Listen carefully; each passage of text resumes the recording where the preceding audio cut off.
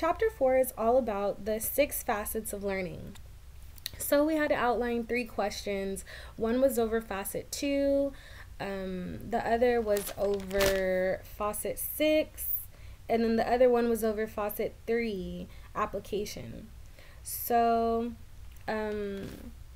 facet 2, interpretation, this is like, interpreting narratives and translations that provide meaning.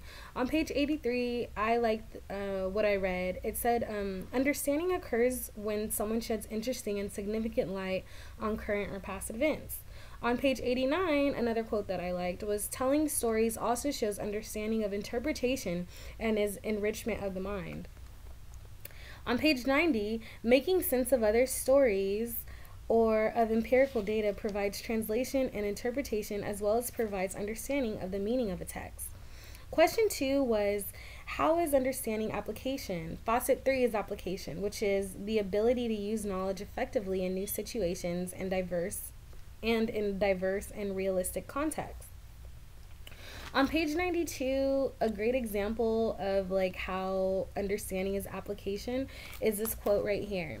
By understanding, I mean simply a sufficient grasp of concepts, principles, or skills so that one can bring them to bear on new problems and situations, deciding in which ways one's present competencies can suffice and in which ways one may require new skills or knowledge.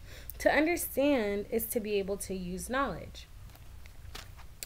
The last question that we were supposed to outline for chapter 4 was selecting 3 statements that reflect my understanding of facet 6.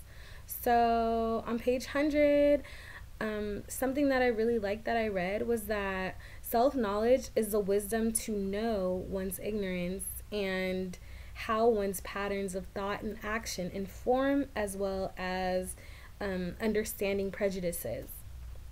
Another example that I liked on page 100, that was an example of self-knowledge, was being mindful of her learning style. A middle school student deliberately uses graphic organizers to help her study.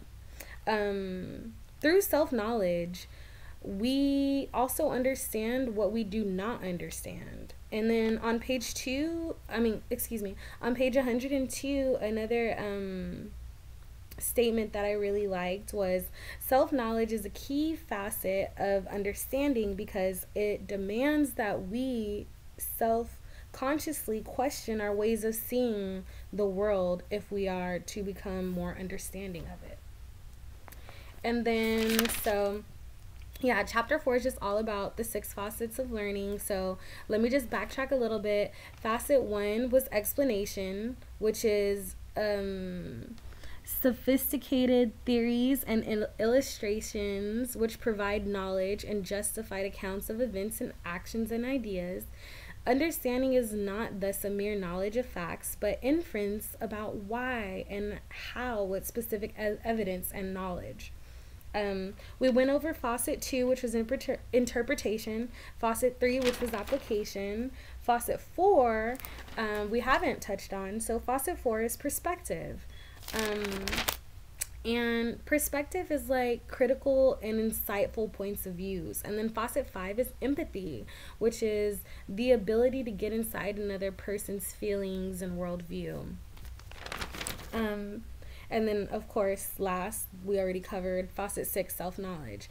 I do believe that all these facets definitely play a part in like how we understand and how we learn. And reading chapter 4 was super insightful.